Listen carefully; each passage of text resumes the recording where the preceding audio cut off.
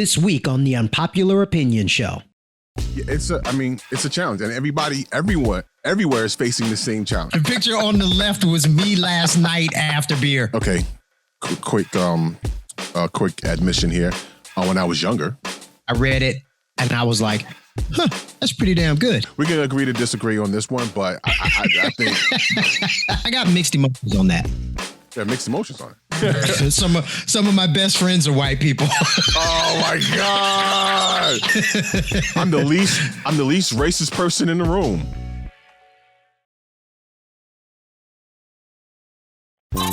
I think you need to say clearly what happened. Who gives a fuck? I don't care if he personally hit Candace Owens and her stanky cray-cray. No good thing starts with, I was thinking about my ex. He ain't learned his lesson. That's a brother ain't gonna learn shit. I know this is gonna be unpopular and I don't care. Let's keep this shit funky.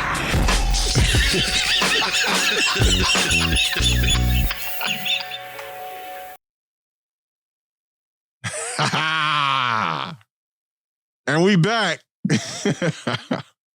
Welcome to the Unpopular Opinions Show. I am T Storm alongside my brother, Mr. DJ Mike Swift. What's up, brother? What's going on, man? I'm good. You look like you're about to rob somebody. That's what I feel like every time I get out the car these days. I'm about to pull, like going into the grocery store. I'm feeling like keep the car running. I'll be back.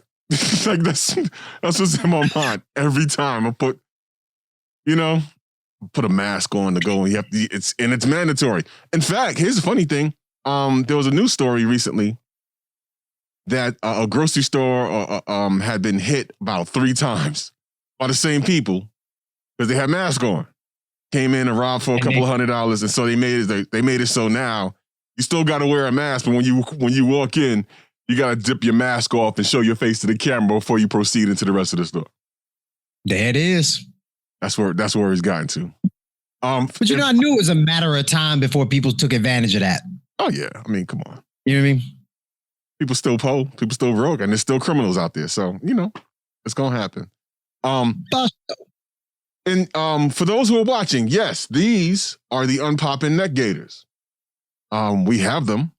If you would like one, inboxes. Might give it to you for free. You're just so generous, T. Yeah, I mean, I might. I said might. I might. I just might. Got a few of them. They're actually pretty comfortable. I love this right here, though. Yes. Banging. Cheers. Exactly.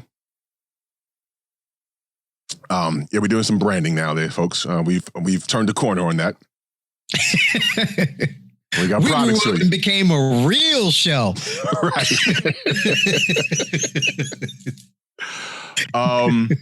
Couple things going on. By the time you see this, it might be somewhere near Halloween. So happy Halloween or Guavaline. Be safe out there. There's no trick or treat. Might as well do what we're going to do here in the house, which is dress up for the children, for the kids. Dress up and give them candy here in the house. You can go from door to door in your own house and give the kids candy. This is Atlanta.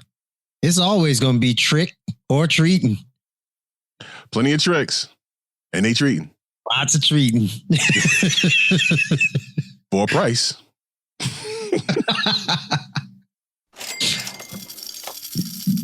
Yeah. Oh, yeah. Boy. How was your week, man? Week was good. Week was we have entered where it's getting darker earlier, so the day goes by a lot faster. And the week goes by a lot faster. Like you look up and it's Thursday already. I'm like, damn, wasn't it just Sunday yesterday? And it's that's what it feels like every time. So it is a challenge because we still, I mean, there in Atlanta, they got the gates open for you guys. You guys can move around as you wish and do what you want. Here in Jersey, in the tri-state, New York City has basically banned us from coming in. So they were like, you dirty motherfuckers in Jersey, stay out there. Stay your ass out there. Don't come over here with that. Don't come over here with that. The numbers for coronavirus have ticked up. Coronavirus! And so, hospitalizations. I mean, it's happening all over the country. But New Jersey, Pennsylvania, Connecticut numbers have started ticking up. And New York City has not. There's been pocket areas in certain neighborhoods in Brooklyn and in Queens, and then they got it under control real quick, especially out in Queens. And there's still some hot spots in Brooklyn, but for the most part, New York City is handling it a lot better than anywhere in the country. Here in Jersey, they're trying to get a handle of. I think the infection rate was somewhere like 10%. Okay. Here. So where, New York City was at like 1.5%, 2%, something like that. So it's a problem, and unnecessarily travel into Manhattan is banned, basically. So that's where we at with it. It's and see, we can go wherever we want, do whatever we want. We did see an uptick. I want to say like a week or so ago, but I haven't looked at last week's numbers. I'm struggling with the idea of Thanksgiving, right? So I haven't seen my kids or my parents for all year, right? And Thanksgiving is usually when I go and see my folks and everything. And my brother called and was like, "Hey man, I'm driving down. Do you want to ride?" And my initial response was, "Sure." But then I started thinking about it, right? Like I have to test and then sequester myself for 2 weeks. Like I can't have any contact with anybody at all. If I get groceries, I gotta let them sit on the porch for 72 hours, right? Because that's the new information, that it can live on services for up to 72 hours. So I'm like, I don't know. Even with, and it really did make me look at my life and how I move.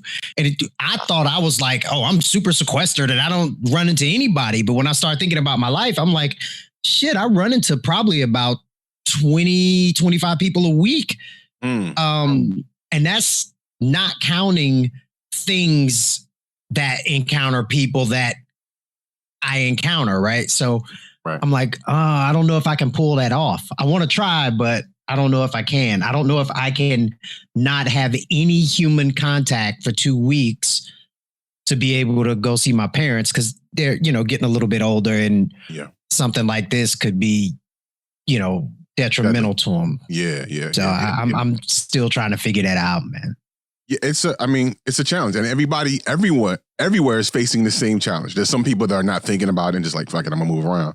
And then there's people that give it some thought, like yourself, and same thing. Like, I don't want to get my parents or my grandparents sick, even though I may not be sick or look sick.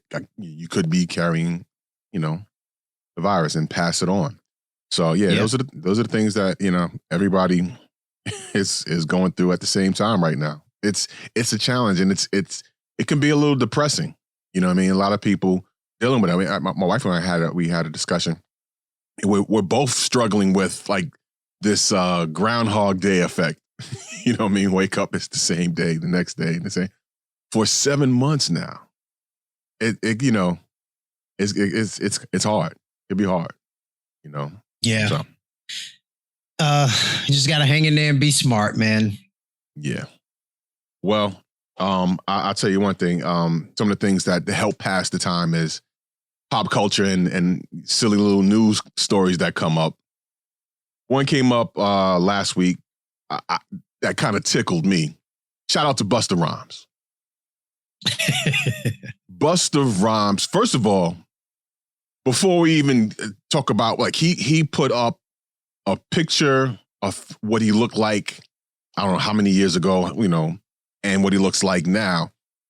That brother he's in great shape. He looks great. He got the 6.5 pack going. You know what I'm saying? He's in good shape. And he showed like he was standing in his boxes and his gut hanging over, how he used to look. And I'm like, I that gives me some hope. Seeing Bus do it, that gives me some hope.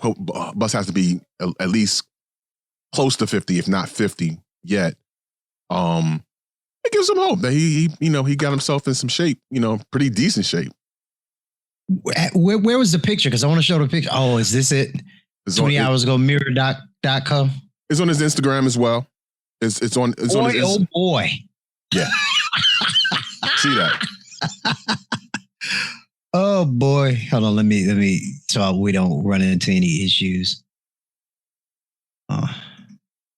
back up. I don't want to get in trouble.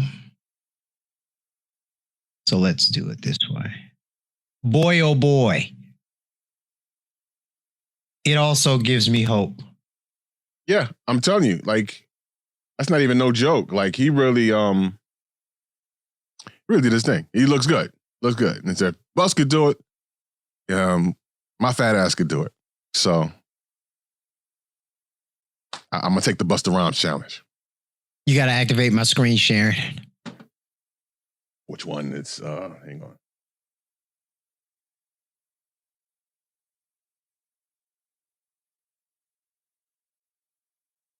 on. Technology, ladies and gentlemen.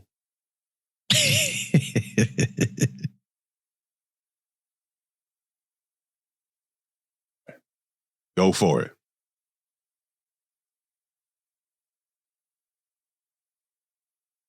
There it is. Yeah. You can't hate on that at all. No, you can't. At all, son. At all. Looks great.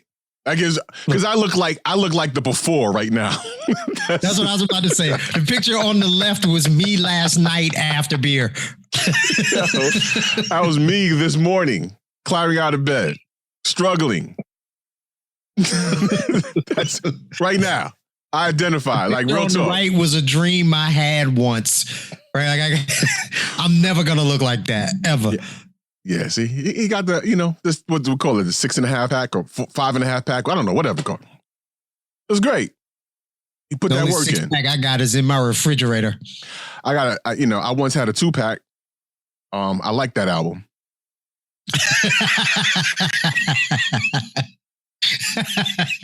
Yeah.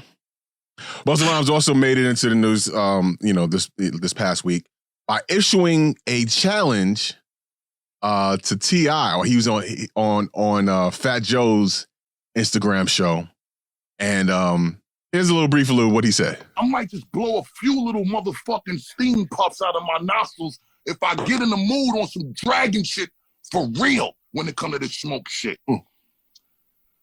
T.I., it is intriguing to me that you have such a concern with New York MCs. I want to understand what that's about, but from one brother that loves you to my brother that knows I love him. Fat Joe gasses up. I'm begging you to step in the ring with me. I'm a bust your ass. And let me tell you something. We're gonna do it with grace. But I'm a bust T.I. I'm gonna bust your ass. Come on, T.I., let's have fun. Let's have fun, T.I. The best part about it is Fat Joe. Fat Joe doing his Don King. He gas it up. So I didn't know T.I. had an issue with New York rappers. It comes across that way because he called out 50, right? He been messing with, I think for him, he wants to be respected as, New York MCs respect other New York MCs. You know what I mean? That's never gonna happen. That's what he's going for. Good luck. I think that's what he's going for. And there's some cats that gets respect, like Outkast gets respect here for being bar spitters. I'm trying to think who else out of Atlanta specifically. Ludacris gets some respect as a bar spitter. Yeah. I'm trying to think who else. T.I., but not, you know what I'm saying? I guess not to where he wants to be. Not how he sees They're never himself. going to respect him like J, Big L, Melly Mel. They're never going to respect him like that. I love or T.I. I love him. Like when he first hit on the scene and he came out, I'll never forget it. I was in Tallahassee. I'm in the club. A record promoter brings me, how they used to do it was just a white vinyl. There's no words on it or nothing. Right. And he was like, yo, you got to rock this. It was two cuts. And I put the record on and I immediately knew it was Neptune's production. Right. And I was like, oh, and then it was Beanie Man, I think, was on the hook. I was like, what is this? And then this dude was rapping and he had that Southern thing happen. I was like, okay, I know this cat is from the A. But I played it that night in the club like 3 times. Now, the other record was the Babyface joint that the Neptunes produced. Oh God, I can't think of the name of it, but it was smoke too, man. Both of those records was hot, but that was my first time hearing T.I. I was like, oh, this cat's got bars. I'm serious. That album. Yeah. Mm-hmm. Yeah. But after that album, he fell more into the trap sound. Yes. Starting with remixes and did the Atlanta thing, and that's what took him on. Because I think that first album, while it did well and it was respected, it didn't do, it wasn't blasting in the tri-state like that. Yeah, no. It was a LaFace production, right? It wasn't really him. But when he did his thing, he took off. And I mean, there have been records where he's been on it and he's just murdered the record, right? Like the dude, he's got bars on it. But look, if you got respect at home, call it a day, right? I can't fault him though. But here's his reply to Bus. Look, bro. I fuck with you, Bus, and I respect my elders, man. I mean, I just no cap. I ain't trying to be funny about it at all, but just speaking honestly, Busta, you was in Leaders of the New School, which came out in that Just Another Case of Doubt. I was a fan of Leaders of the New School, still am, you know what I'm saying, and all your shit, bro. But I didn't know we were reaching back, like, through generations. He claims there's a generation gap between T.I. and Bus. I don't think so, because Bus was still out. In fact, he was jumping on South Records. He was jumping on remixes and killing people on their own verses, on their own beats. Busta Rhymes, that is. So there is a generation gap in the sense that Busta was doing this before T.I. ever picked up a microphone. Right. But to your point, Busta was still killing it after T.I. picked up a microphone. Busta, look, a lot of people, when people talk about top 5s and top 10s or whatever, Busta never makes those lists. Really? But he should. Like when people start talking about their top 5 MCs, I never hear people mention Busta Rhymes. The fact that he can switch in and out to that fast rap. I saw there was an Instagram post suggesting that Bus and Twista out of Chicago go at it. Because Bus is able to, flip into that Jamaican, chat battle, back into into hip hop thing. Interesting enough. His was Bus's reply to T.I.'s reply. It's cool, Tip. You can say it, King. Out the South. You can say it now. You should just say it, man. Just let the world know truly that you ain't want this bus ass that you was about to get. It's okay. Because see, the difference between me and you, my brother, and we both kings, I'm actually a god, excuse me. I'm a god of this thing. I don't run from no situation, and age don't make no difference to me. None of them rules don't factor in when we all gotta get on the same stage and do what we do. What you gonna say? I ain't performing on the same lineup with this artist because he too much younger than me, so it ain't gonna be fair for me to go on and do my job because of a generational gap? No, you're gonna go up there and you're gonna still whoop his ass the best way you motherfucking know how to. Look, he's right. I mean, absolutely. And all of the versus stuff is in good fun. So I hope nobody takes any of that shit too seriously. But Busta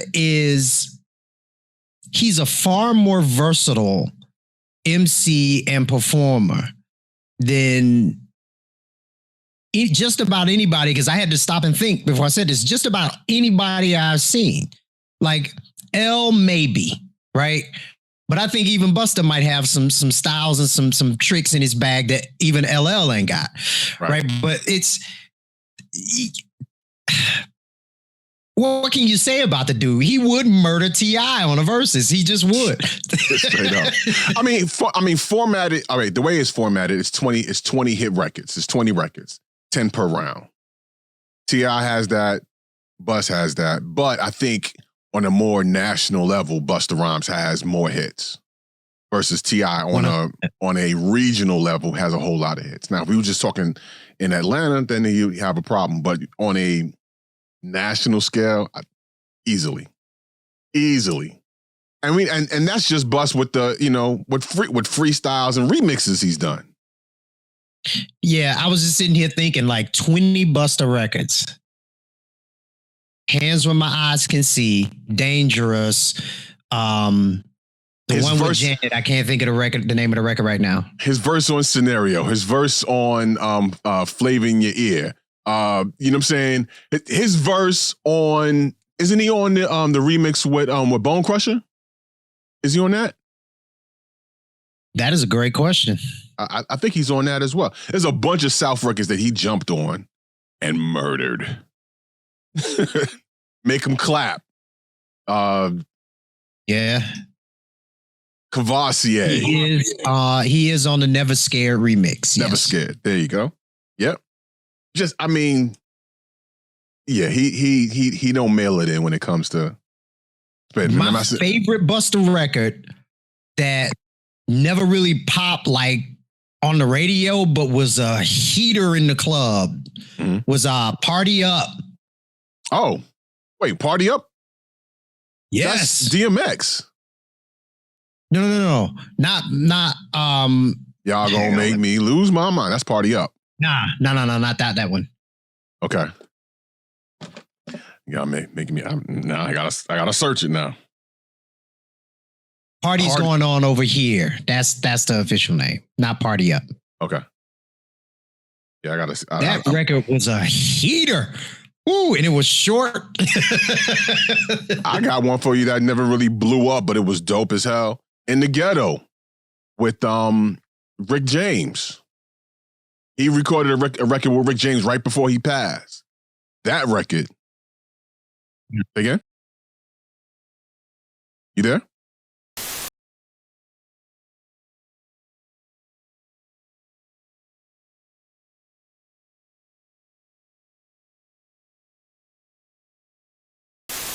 All right. So it was the record that was smoking. You said it was in the Ghetto. Rick James. In the Ghetto, Rick James.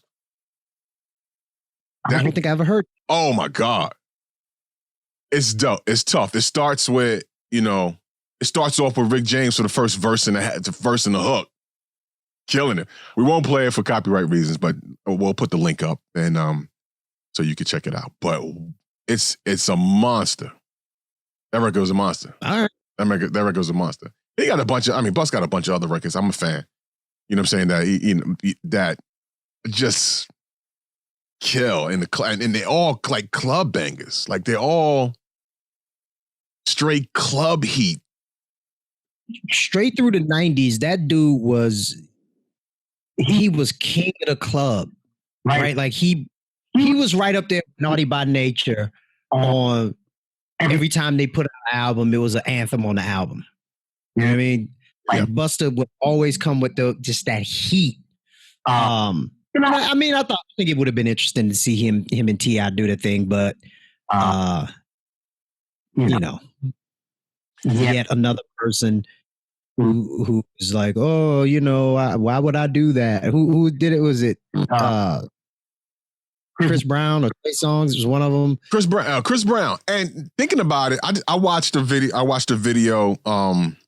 Turn Up the Music. I had never seen that video before. Chris Brown. It was a hot record, very pop dance record, right?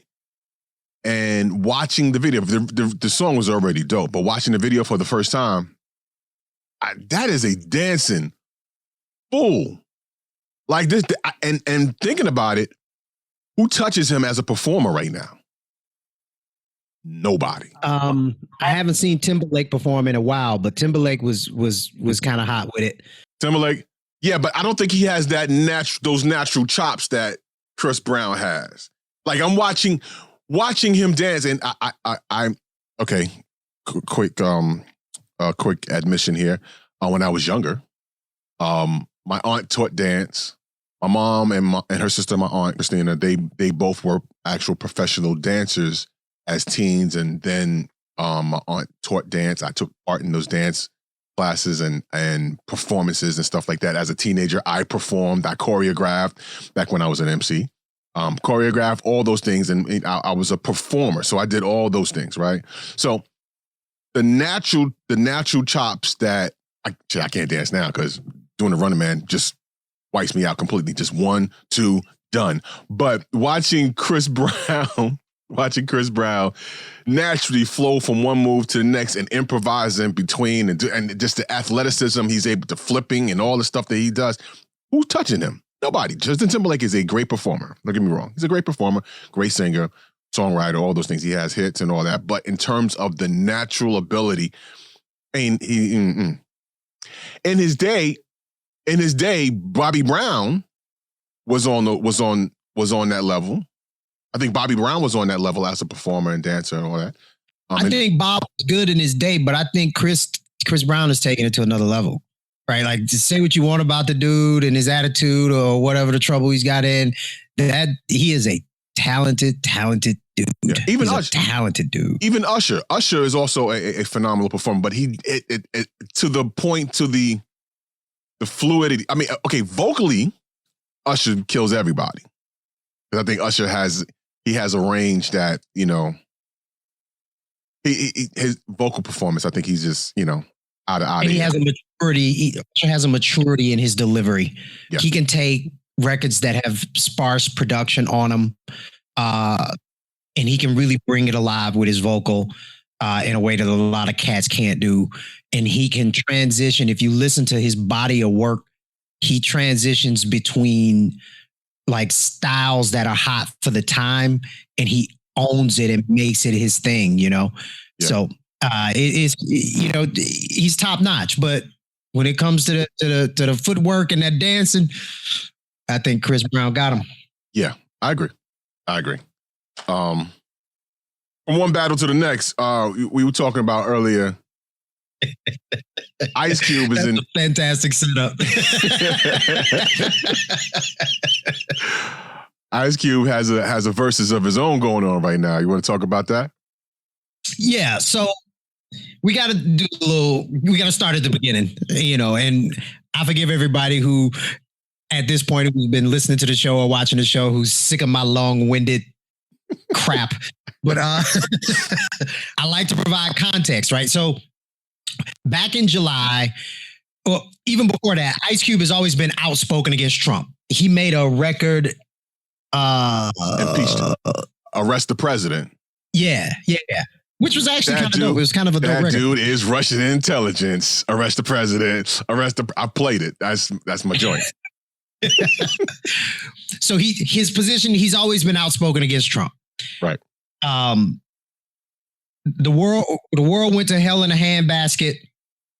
And back in July, I don't remember what he said the impetus was. Oh, he said he started looking around at all of the protests and Black Lives Matter and everything that was happening. And he was looking for the ask. He's like, okay, everybody's riding and pushing and fighting. What is the ask? What are you asking for? So he said he did some research. He couldn't find a document with an ask. So he decided to make his own. That was back in July of this year. Right. So he didn't do this by himself. He pulled in people from different areas who are experts in different areas. And they crafted a document called Contract with Black America, CWBA. Right. Mm-hmm. And he put that thing out, right? Excuse me. And I read it back in July. I cannot tell you everything that's in it now because I read it and I was like, that's pretty damn good. It's lofty and ambitious, but it's pretty good. So I moved on past it. Well, on the heels of Trump dropping the platinum plan, it kind of got out there that Cube had talked to the Republican campaign about his contract with Black America. Right. Which, for the record, is not Trump's platinum plan. There's Trump's platinum plan, and then there's contract with Black America. Got it. He got so much backlash Or even from talking to having the a dude. conversation. And he didn't Say it talk. again? But even talking to the dude, he didn't even talk. He didn't really talk to Trump. No. He talked to Republican representatives. He didn't talk to Trump directly. But that's how it got reported. Ice Cube sat down with Donald Trump and put out the platinum plan. So people started dragging him, cancel Cube. And then one of my favorite people who, and I've said this on the show before, who I think is probably one of the most important voices in our community out there right now, just because he speaks unabashedly about things, is DL Hughley. And he went in not necessarily on Cube, but on the Republican Party for having the conversation with Ice Cube instead of someone reputable. Well, not even just the Republican Party. He talked about Trump. Fair enough. He was talking about Trump. Because, I mean, realistically, while they're all in bed together, it's Trump's party now. Somebody's outside banging. That's never a good sign. Oh, yeah. Let me grab my weapon. Right. But you won't. No, I love DL, and I'm usually in his corner. And I've said on the show before, I don't agree with everything that he says, but I agree with most things he says. On this one, I found myself, not truly agreeing with where he's coming from, just because he wasn't fully informed. Right? His position was Cube sat down with Trump. Well, Cube never sat down with Trump. Why would Trump talk to a rapper who doesn't really know anything about what's happening? Well, Biden did the same thing when he sat down with Cardi B. But then Cardi B, Cardi B is not trying to write legislation or anything like that. She was just interviewing him. Well, fair enough, which is why I also disagree with Hughley's position, because Cube didn't write it himself. He recognized going in, man, I'm not a politician. I don't know about this shit. But I do know something needs to be done. So let me get all of these other people who are experts in these spaces to craft this document. Right. So if it was just him in the basement high and every nigga need rims, right? Like then I would be like, nah, Cube. But, I invite everybody to read it. I'll put a link in the description box so you can read it. It's extensive, but it's on point. I think from the criticism from DL has been the same from every Black entertainer that's gone and sat with Trump or even the Republican Party. He said the same thing when Steve Harvey went over there when he first got elected. He went over there to go see him. He said the same thing about Kanye when he went over there. He said the same thing about what's the football player with I forget the brother. Old school football player. I can't remember his name right now. But everybody, all the entertainers that have gone and sat down with Trump or whatever, that's gone to meet with the party, nothing comes out of it because all he's using it for is a photo op.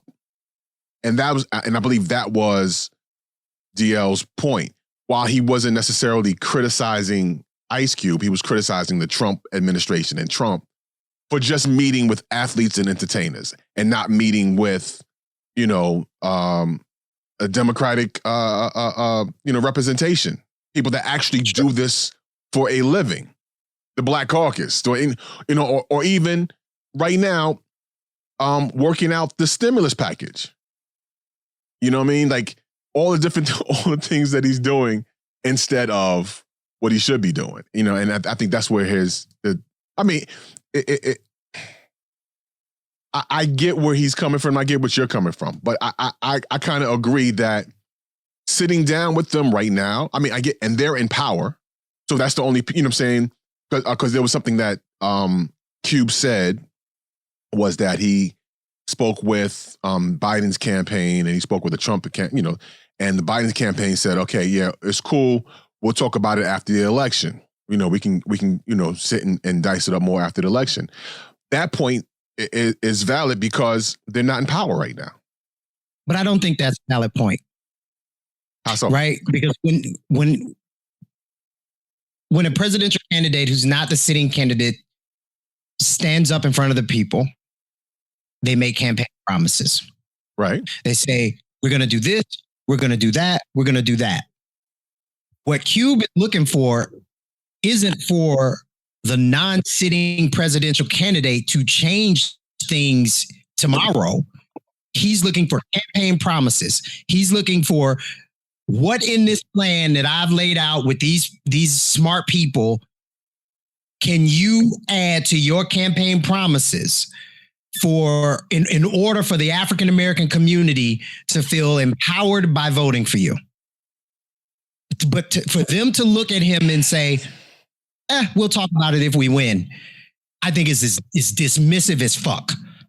I don't think that was the intent. And at the same time, the Republican Party, Trump's party, has done nothing but lie. There's nothing to be gained from talking with them right now. Nothing. Every promise, everything they've said that they would do, they have not done. There is a 50% chance that dude will win. Right? It's two people running. Right.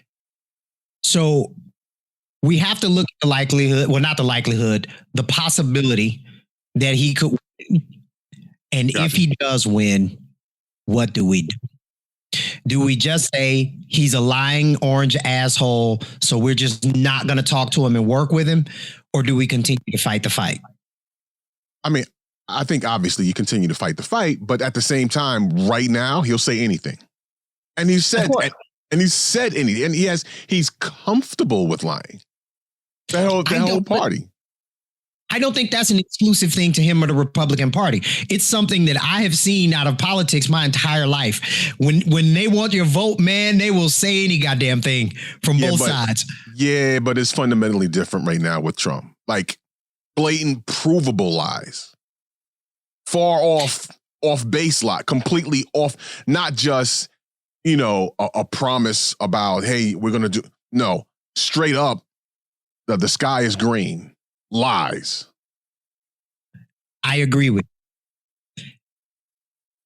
We still have to look at, like, outside of our hatred for Trump, the first part is going to be my opinion. The other part is going to be how Cube approached it.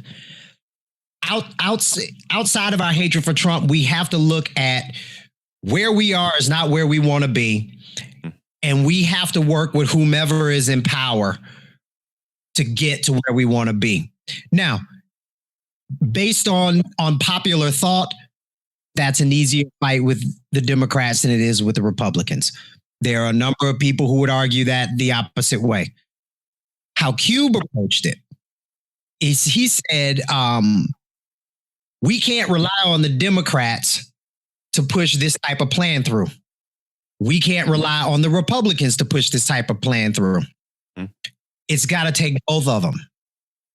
No one group is going to be the savior of the Black community. So I got to talk to whoever at some point if I want this plan to get pushed through.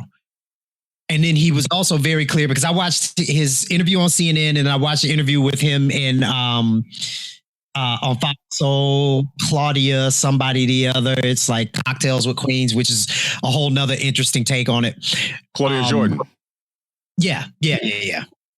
I have no idea who she is. I was like, she's kind of cute. Claudia Jordan has a connection with Trump. She was on The Apprentice. She's also a broadcaster as well. She's also a broadcaster. And in that interview, she had said that, and she was like, you know, I heard it from that situation. I don't support Trump situation. I completely lost my train of thought. Where in the fuck was I going with that, T? Maybe I should stop sipping on what's in this cup.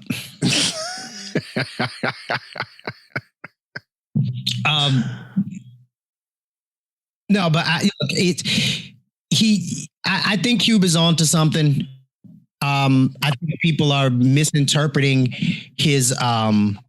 That's where I'm going. They're misinterpreting him putting together this plan and trying to push forward this plan for the Black community as him supporting Trump. Right. And he's vocally saying, "I'm not supporting Trump or Biden." Right. Go vote for somebody.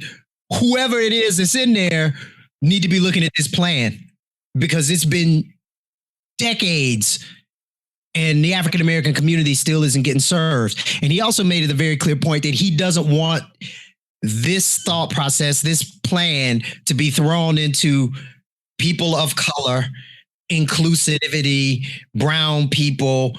No, He's like very specifically African American community. Yeah, descendants of slaves in this country. Yes. Yeah, and I get that. I do too. mean, look at his. I mean, and you know, people are quick to dismiss him and to throw him away and to cancel him. But look at his track record. I don't think there's anything.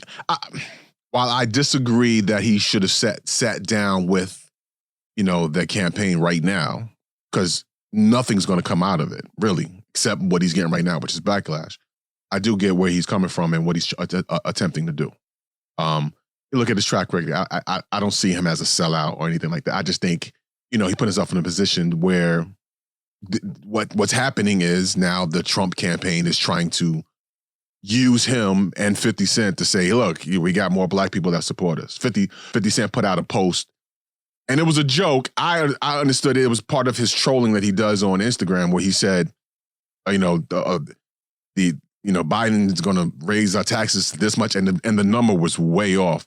He said, F that, I'm voting for Trump because of the tax breaks, right? It was a joke.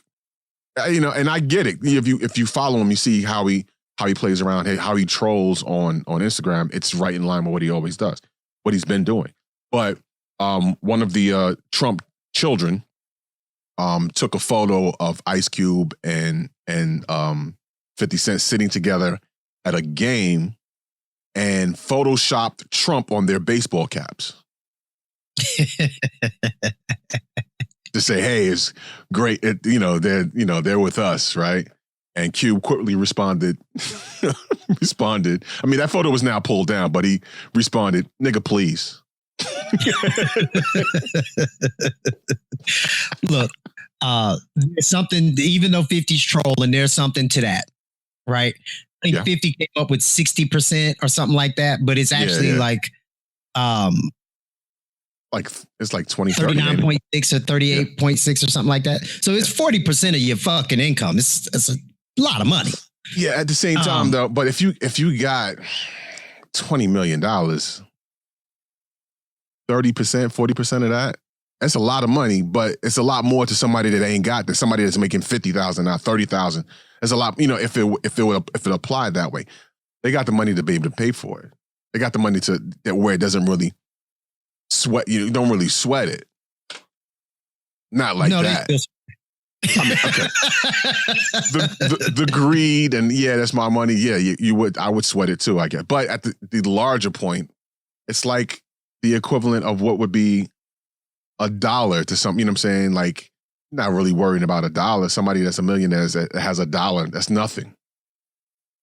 If you let's take it out of 20 and put it into 1. Okay. If you have $1 million and you have to pay 40% of that, you now have $600,000. Okay. That's a lot. That's a very lot of money. No, I get it. But to the point of people saying Cube shouldn't talk to him now. Cube made it very clear in his interviews that he did not pick up the phone and call the Republican Party. He did not pick up the phone and call the Democratic Party. after he started doing press, they both reached out to him. He took the call. Now, would the Republican Party, let's say Trump wins, would the Republican Party pick up the phone and call him after they won? Of course not. Highly unlikely. Of course not. Whether or not they're using him to say black people are voting for him or not, the opportunity to have the conversation is not going to be there after they win, because they don't need you at that point. And again, after they win, even now, if they pull off a win now, even after meeting with him, they're not going to call him back then either. It's more, like I said, it's right now. It's the Trump campaign and Trump's personality, Trump's thing is do anything to win, anything, even if it's cheat, even if it's anything to win, by any means necessary. So he's not playing fair, and it doesn't matter. So understanding that character, it doesn't make sense to meet with. It doesn't make sense to talk to him. I still think it does, right? Because let's assume he is a degenerate lying piece of shit, which he is, basically. Yeah. Period. If you meet with him and discuss these things, you have a 50-50 chance that he'll keep his word or he won't. If you don't meet with him, you have a 100% chance that he won't keep his word because you didn't have a conversation. It's you eliminate trying because of a possible negative outcome.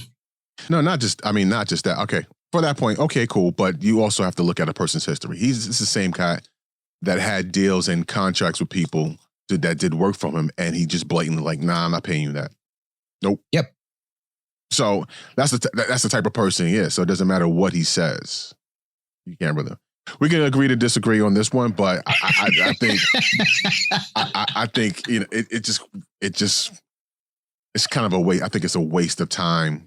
I get the point. And with a normal person, yeah, it makes sense to meet, because you have a 50-50. But with a person that's as dishonest and has been as dishonest and broken deals, blatantly broken promises, blatantly lie, blatantly just like, nah, I'm not paying you that. Matter of fact, you'd be lucky to get anything and then don't pay. You know what I'm saying? It is. You just look at a person's history and, weigh it from there. That's how I think it. Well, I applaud Cube for taking the wherewithal, the time, and the initiative to put together that document. And I encourage everybody to read that document. I'll link it below. Yeah. It's not the complete answer, but it's damn sure a good start. No, I get it. I agree to that. In other news. So, what do you think about Disney putting a racist warning on their old movies now? I got mixed emotions on that. Yeah, mixed emotions on it. Well, before we push on through it, for people that may not be aware, Walt Disney Company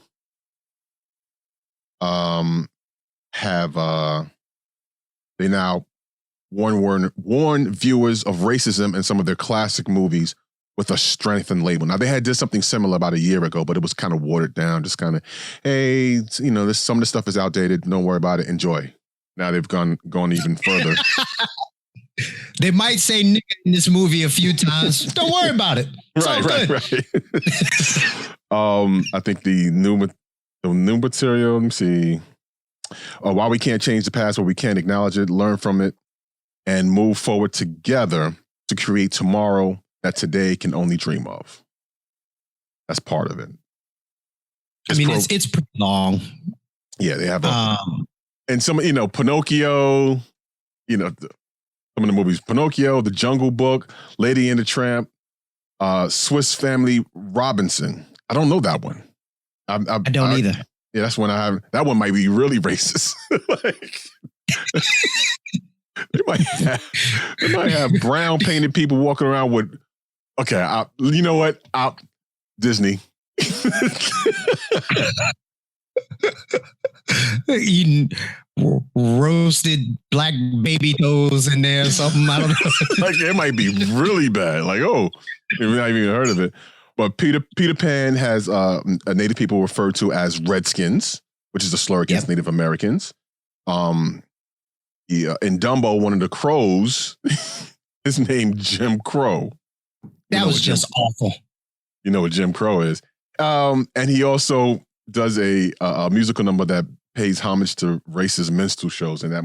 So it's a bunch of stuff that, you know, Disney was known to have some things in it that's it wasn't right back then, but now, even when now. I was looking at that story, it said Jungle Book.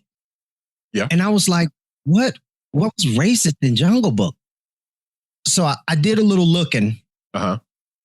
And I don't think it was necessarily what I found. I don't think was necessarily racist, but it was indicative of a mindset, right? So one of the big themes in Jungle Book was be with your own kind. Right, Mowgli was he was with these people. Was and he's eventually he went back to his people, right, his own kind at the end of the movie. It was released in 1967. Okay, right at the height of the civil rights. Yeah. So, wow. And these are like, you know, subliminal themes that, you know, we subject children to. You know what I mean? You think about Tom and Jerry. Oh, Tom and Jerry. Oh my. Tom and Jerry was bad. Violent, racist crap. Sure, even Bugs Bunny. Yep. Bugs Bunny, I mean, yo, first of all, I after doing some research on it myself, I realized that the white gloves some of these cartoon characters wear, all these cartoons were inspired and based and basically took over for the minstrel shows. So the white gloves were consistent in minstrel shows when they wore blackface and everything. And then there was like gratuitous violence in the minstrel shows that went over to the cartoons. They did the same thing where the person perpetrating the violence wasn't necessarily punished for it either. So there's a lot of things that came where the cartoons came from the minstrel shows. I had no idea. Yeah, it's deep. It's, you know what movie put me onto some other stuff too, and I watched this movie over and over. It's one of my favorites. It's kind of I would say maybe unappreciated, but Spike Lee's Bamboozled. Starred Tommy Davidson and brother tap dance. Oh shoot, they'll come to me. But Jada Pinkett was in it. Damon Williams was in it as well. And Tommy Davidson and the other brother, Faison. Faison Love? No, not Faison Love. Savion Glover. Savion Glover. Why I say Faison? Savion Glover and Tommy Davidson were homeless dudes. And they were tap dancing and collecting money outside of a TV network or whatever, and they get the attention of Damon Wayans' character, who was an exec that was fed up with pitching shows. He was pitching shows that the network would not, he was like trying to do uplifting shows and they wouldn't pay him any attention.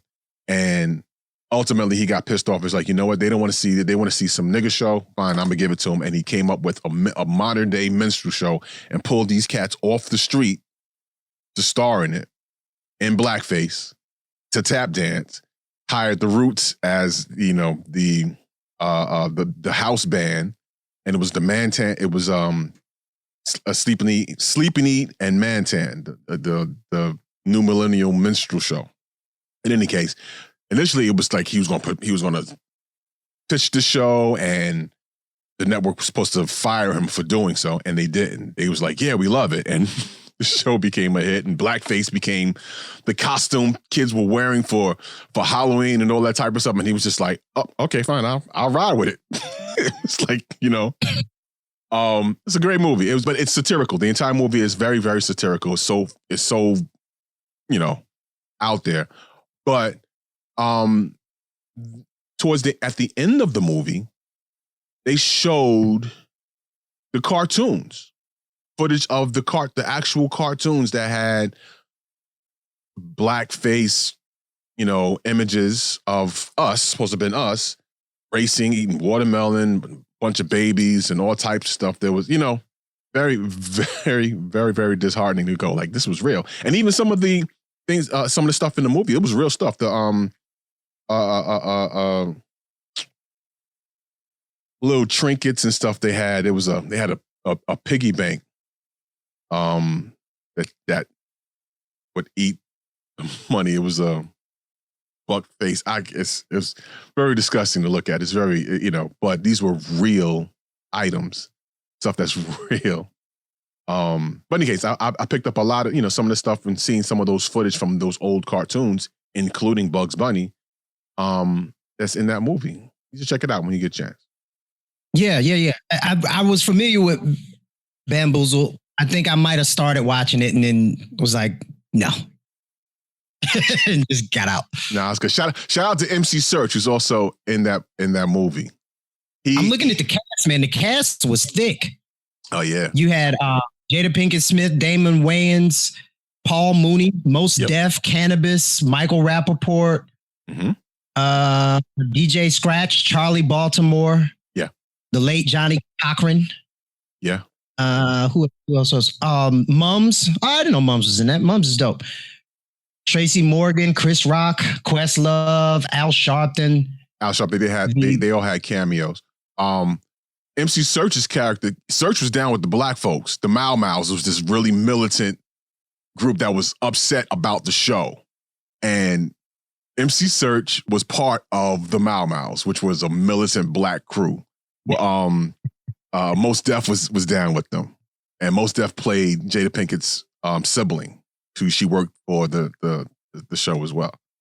And their whole thing was, yo, this is terrible. We hate this. We gotta make a statement. And ultimately kidnapped Savion Glover's character and murdered him on film. That just took a dark turn. But I'm telling you, that's how angry this film was. It was, yeah.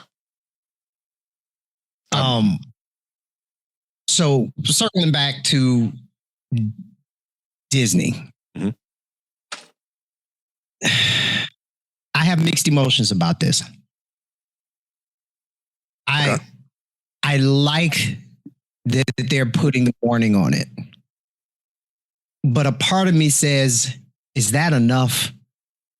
And then the conflicting part of me says, I hate it when they whitewashed the Tom and Jerry cartoons and took out all of the violence and racism. I hate it when they whitewashed Huckleberry Finn and took out the word nigga and replaced it with slave. Slave, which is, if you've ever read that book, those two, in much of that book, those two words are not synonymous. Right. Right. And it just, I mean, you can't go back. I mean, here's the thing. Yes. So here's the thing. It's hard to go back and clean up what you know what I'm saying? Once it's out there, it's out there. Now, you can atone for it as best as you can, and I think that's what Disney is attempting to do. Acknowledging what this material wasn't right, back then, it wasn't right, and definitely and now that in this day and time, we want to acknowledge that our part in perpetuating this racist art. But at the same time, there are people that grew up watching it and can understand where it comes from and appreciate it for the entertainment that it is broadly, but excuse some of the language and, let's do better moving forward. There's nothing else really you can do. Except, the extreme would be to wipe it, to completely erase it like it never existed, and that doesn't make sense. Which I don't think is helpful. No, I think it sets us up to forget that the shit ever happened, and when you do that, it sets you up for it to happen again. But as you were talking, it occurred to me. Here's what else they can do: change the rating. It's no longer rated G. Oh. It should have a rating that suggests that children watch this with their parents, so their parents can explain the nuance. Yeah, that makes sense. That makes sense because of the language. Yeah, now that and images that it makes sense. Yeah, and just the subliminal shit that's in there, you know. Yeah, like and not even just on the racist part. Are marginalizing women. Right, like a lot of Disney does a lot of that. Like it, not until Frozen, because I was going to say Brave, but Brave wasn't a Disney thing. That was some other studio. Okay. Not until Frozen did you get the depiction of the princess or the woman who wasn't necessarily the damsel in distress. But Dave, again, you can't go back. You can't go backwards. You know, you can do better moving forward. They poked fun of it in Wreck-It Ralph, which was hilarious. they poked fun of that in Wreck-It Ralph. So I mean, they can acknowledge it and move forward and do better. And so I think with things like that, there's not but so much you can do except but to do better. Acknowledge it, apologize, and move forward. And I think Disney has done that. Thank you, Disney. Yeah. Fair enough. Yeah. I didn't really raise my kids on Disney. My daughter loves Frozen, but all of the old Disney films, I think they might have seen a couple of them. It was one of them on the list, like Lady and the Tramp. And I was like, what was racist about Lady and the Tramp?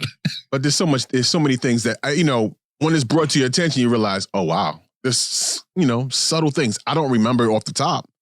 When you point it out, it's like, oh yeah, that does kind of.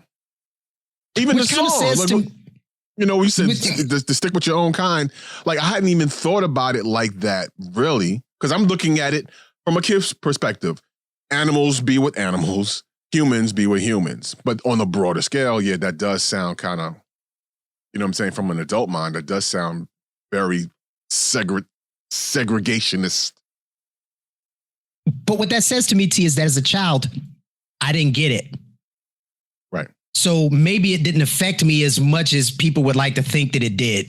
No, but there are some things that stay in the back here that, it's subliminal. It stays back here, but it does do things to your psyche and how you read, certain things, and you'll hear things that will remind you, and you don't even know that that's what's influencing what you're thinking until it's pointed out. And you're like, oh, wow. Fair enough.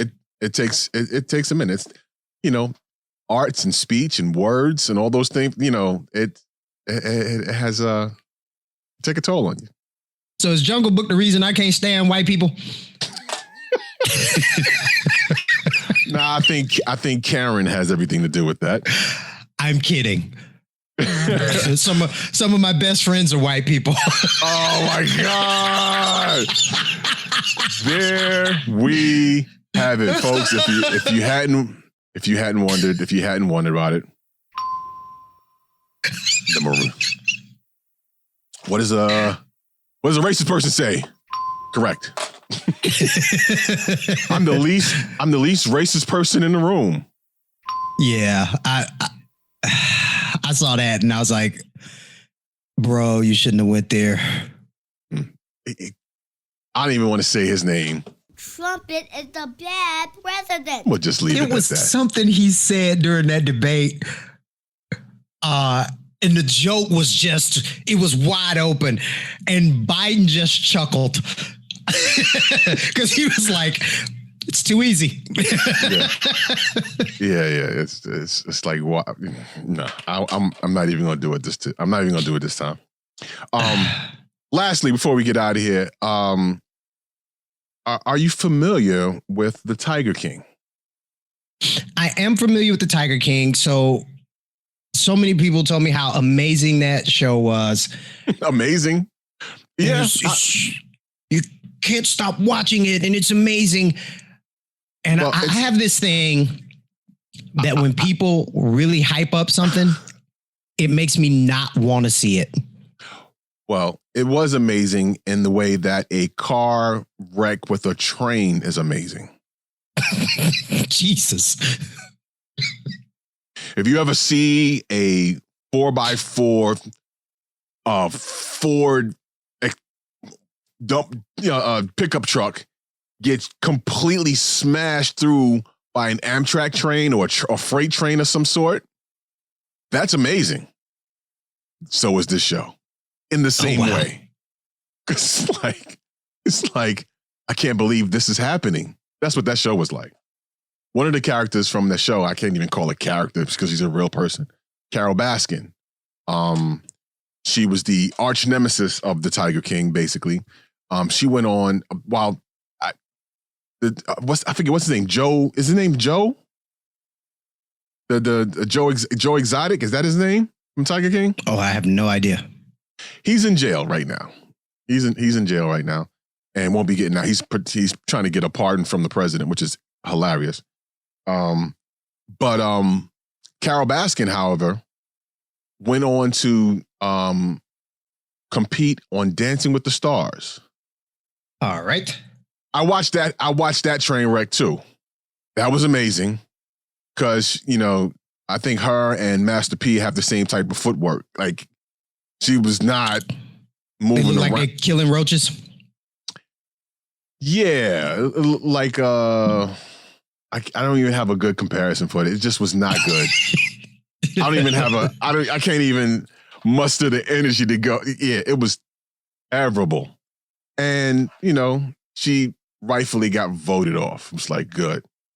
I think she should have been voted off a lot sooner, but in any case, a lot of the controversy surrounding her was that she, allegedly killed her husband, her first husband.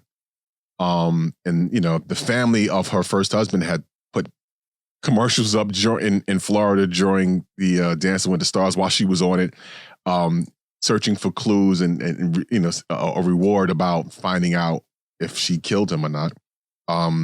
That's a lot of what Joe Exotica, he also alleged that she chopped up her husband and fed him to the tigers that she has. Oh, wow. But in any case, all that to say, what's fascinating about this woman right now, she made news last week, and came out and said that she is bisexual, that she's bi. I was like, first of all, she's like 70 something at this point, 60, 70 something. She looks every bit of 90 something right now. Okay, cool. That's great. But I don't know. I guess in my mind, she came out and said that she's bi. She's married right now. She has an old husband as well. Oh my God, she looks 137. That's what I'm saying. She doesn't even. I don't know how old she really is, but she don't look how old she really is. She looks way older. But in any case, good for her. She came out and said that she's bi. She's into women as well. We should have known. She runs the Big Cat Rescue. She told us she likes pussy. So, good for her. She likes big pussy. And there you have it, ladies and gentlemen. Years old. She's only 59? Oh Yep. my God. She looks 194. I can't believe that she's only 59. Oh, wow. That's distressing. Oh, yeah. Poor thing. Yeah, well, hey. So we will file that story under the Who Gives a Fuck file. Yeah. Anyway. Yeah, that's all I got. She's 59. I'm so curious about her now. I'm like, why should we care about her? She looks crazy. She has crazy eyes. Her eyes kind of tell you something, like you don't want to be in a room with her for too long and no witnesses. And a big cat. Really? So I got one more thing before we run through some birthdays and get the hell out of here. Okay. I saw this next story and I felt sad for your wife. Oh boy. Taraji P. Henson is now single. Oh, interesting. Broke off the engagement with her fiance. Yeah, I think. Wow. I mean, that's sad. I feel for her. I'm sure that wasn't easy. But you just never know how a person really is, man. Like, you just never know. So whatever. What was this? So what? Because I saw something. I kind of brushed through that story, and I think the dude was just kind of like, "Yeah, I don't want to do this no more." like, what made you come up with that? Yeah, I mean, she didn't really get too deep into why. She just was like, I wanted to do therapy, and he's like, she didn't really say what his response was, but she alluded to it. She said, here's her exact quote. I was like, therapy. Let's do the therapy thing. But if you're both not on the same page with that, then you feel like you're taking it on yourself, and that's not a fair position for anybody to play in a relationship. Very true. So I can take from that he was like, nah, bitch, cool. I ain't doing no therapy. Nah, I'm cool. We should do therapy. I'm good. Nah, you could, I mean, you could do it. At risk of getting into a lot of trouble, I'm not going to tell the story that what you just said inspires.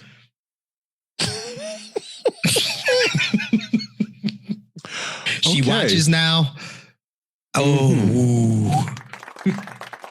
Good job, Mike. Good job. Let me take all the daggers.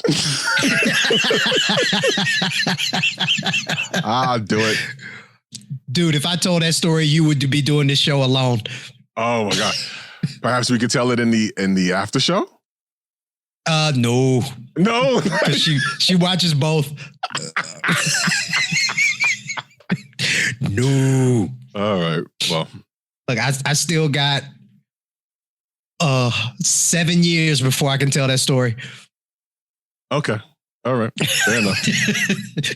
If we're still around that long, y'all remind me. Mark it on your calendar. 7 years ago, your ass said you was going to tell the story. Click. All right, here we go. All right, birthdays real quick. We had a few. Over the weekend, jazz trumpeter Wynton Marsalis turned 59, and he does not look like he's 192. Like, don't cry. He's not like that. Holy crap. Rapper Nonchalant turned 50. 5 o'clock in the morning. Where you gonna be? Outside on the corner. We did a promo snippet tape. We should probably do this on the after show. But we did a promo snippet tape for MCA Records back in, what was that, 94, 5, something like that. Which included that record, Nonchalant. It included Jodeci's Get On Up. It included I forget. It was quite a few joints that I remember from doing that snippet tape. Shout out to my OMP fan, Mitch Faulkner, James Breelove, KD Bo, and the concept of it I came up with. We did. It was a radio station that we took over. It was the mob took over a radio station to play these new records from MCA Records. It was WMCA, and the mob came in and took over and played these records and put Mitch and James, tied them up or whatever, and we played those records or whatever. It was fun times. I have it on a hard drive somewhere. It was hilarious. But we did the tape. It was a dope presentation. Production was dope on it. It was basically like a cartoon. And everybody at MCA got shot in the head. So it never did. Again, it went very dark very quickly. Yeah. I mean that as to say they fired everyone at MCA during that time. And so a new crew came and took over that. The relationship wasn't there to put it out, and so it never came out. So when that record came out, I was still doing college radio. Shout out to my WREK fam. And I was also right off the heels of performing, rapping, and had got into production and artist management. So I had a few folks that I was managing. One of them was a girl. She was a teenager, and she's no longer with us. She passed away a few years ago. Okay. But she was dope. She was a dope rhymer. I think I met her at an event. She just walked up on me and was like, yo, I want to rap. You need to listen to me rap. I was like, all right. So I listened to her and I was like, oh, this kid is dope. So I used to have her come and hang out at the radio station, you know, just to meet people when they come through. Mm-hmm. The MCA rep was there one night. And I was like, yo, this kid that I'm managing, take a listen. So she did spit some bars. And he stopped and he looked and he said, if this had happened 2 months ago, I'd be pushing her record instead of the Nonchalant record. Wow. Because they were looking for a female MC to put out, and they found Nonchalant and they rushed it out. But I was like, damn, y'all need another one? Right. But back then, you know, it was like room for one. Yeah. Yeah. And every label copied off of the other label. Yep. Oh, yeah. Neo turned 40 last weekend. Ziggy Marley turned 52. Eminem turned 48. Marshall Mathers III. Wyclef 51. Terry McMillan turned 69. Still getting her groove I wonder back. if she's got her groove back. Yeah. Jennifer Holliday turned 60 last week, and I was trying to get her for the show. Oh, wow. Okay. Yeah, her people never got back. So I was like, man, it would have been great to talk to her. Yeah. She was doing some event for her birthday, and she was promoting it, and I was like, look, get her on the show. We'll talk about it, whatever. Praz from the Fugees turned 48. Jon Favreau. You know who that is? Yes. Sports figure. That unsung dude is unsung. So if you guys don't know who he is, he turned 54 last week. He was in the Iron Man movies. Oh, I'm sorry. I'm thinking of sports figure. Jon Favreau. Is that that's not the director, right? Yeah. He co-starred and directed in Iron Man 2. Mm-hmm. He was in the Spider-Man movies. What was his character name? Happy? Happy, yes. Yeah. He directed the first. He directed the first 2 Iron Man. Yes. Mm-hmm. And then he's producer of the Mandalorian series on Disney Plus. Okay. So it makes sense. Basically, it can be argued that the success of the Marvel Cinematic Universe rests on his back. Because that first Iron Man was. Yeah. Yeah. Let's see. Who else? Omar Gooding turned 44. Snoop D.O. Double turned 49. I thought Snoop was older than that. He's aged gracefully, though. He don't look like he aged at all. Yeah, man. He still look, you know, he could pass 30-something. But he got grandkids and all that. Someone who did not age gracefully. Judge Judy Shineland. You got it. 78. You got to show love to Judge Judy, though. She's still that. Oh, I love Judy. Yeah. She hardcore. Serious. She'll rip into him. And I think she might still be, but I know at one point she was like the highest paid daytime person on television. Oh, okay. Yeah. She's making that bread. Kim Kardashian West turned 40.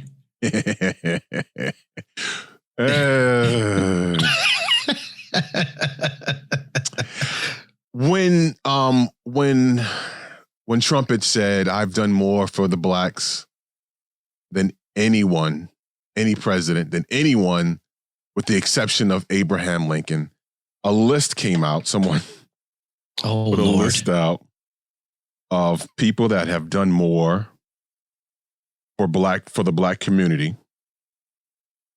You know what?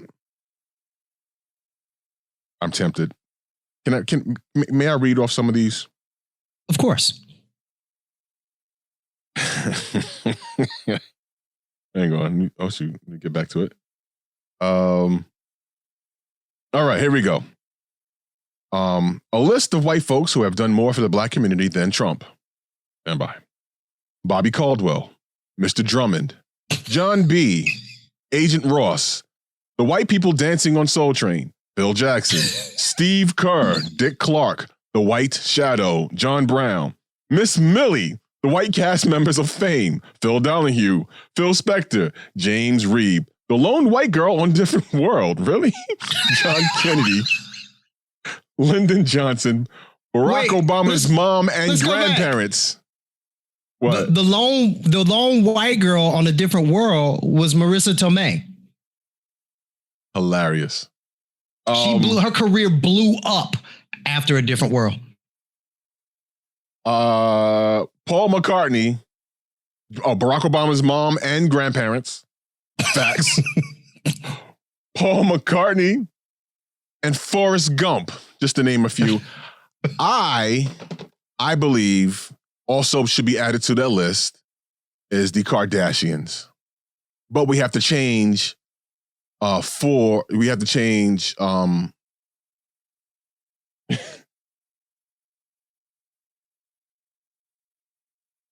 we have to change 4 to of. That's all. It's done more of the black community. But oh God. and then that makes that statement biblically correct. So sorry. So my thing about her is I wonder if her fake butt and fake boobs age at the same rate as she does. Yeah, I should just replace them. You know how that goes. Just buy new ones. Yeah, like she does husbands. Oh.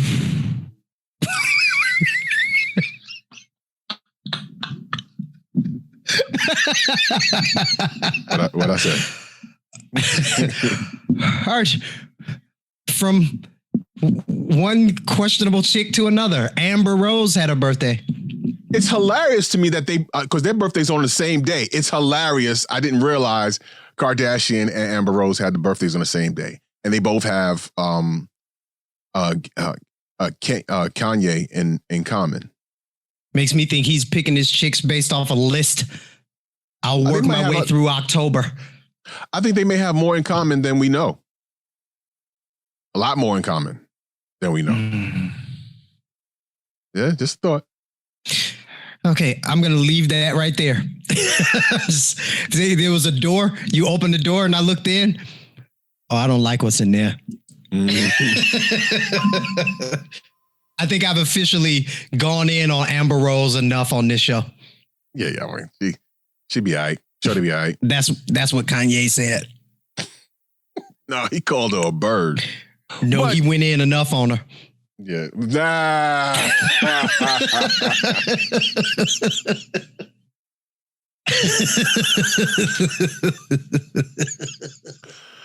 I'm going to leave that one alone.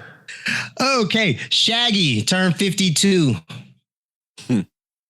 Trey Lee turned 50. It's party time. What up, Philly? That record was smoking. Oh, it's party time. Having a party. That's still my shit. That record was smoking. I don't have that on vinyl. Me neither. I lost all my vinyl. I have copies of it from the vinyl on digital now, but I do not have it digitally. No, I should. I said, yeah, I got the instrumental. And last but not least, Mr. Carlos Mencia turned 53. Also, shout out Chuck Chillout. His birthday was last week as well. Oh, happy birthday, Chuck! The legend, Chuck Chillout. We gotta get him on here. There's some stories I want to hear from him. So, that'll do it, man. Hey, listen, folks, we appreciate y'all listening. We appreciate y'all watching. If you want any of these things, we have the neck gaiters, we have the coffee cups.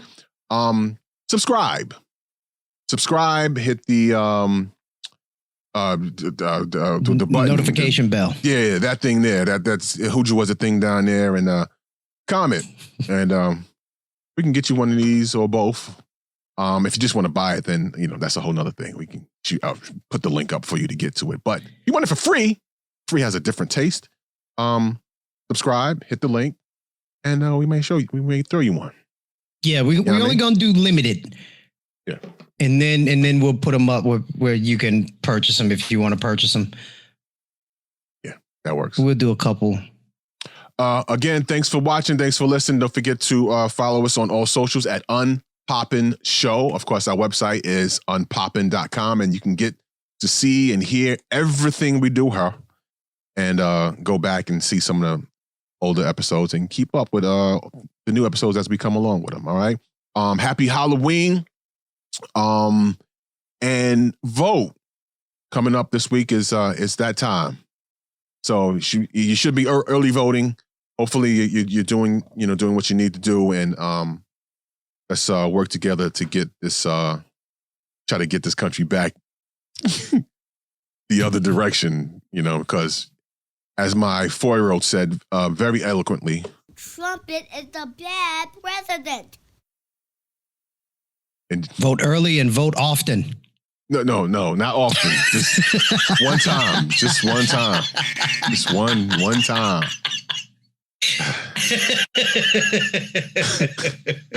Peace, y'all. Peace.